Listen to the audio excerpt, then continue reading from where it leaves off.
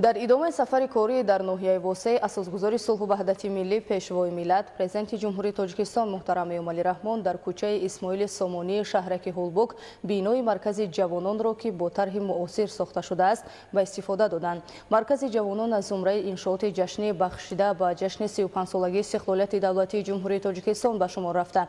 در زمینه سیاست دولتی در سمت دستگیری جوانان با مبلغ‌گذاری حکومت جمهوری تاجیکستان ساخته شده است.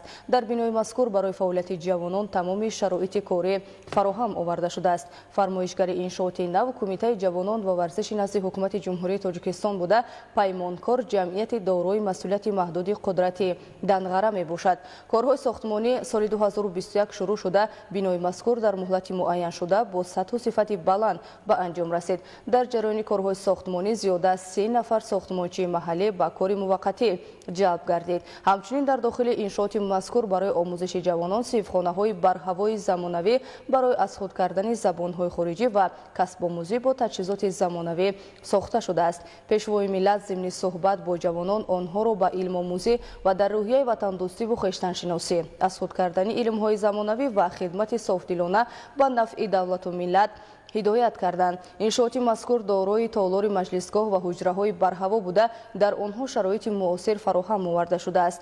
نمای داخلی و بیرونی انشاءات با شکل و عنصرهای ملی و معاصر آرا یافته است که به مرکز ناحیه حسنی دیگر زم می‌نماید.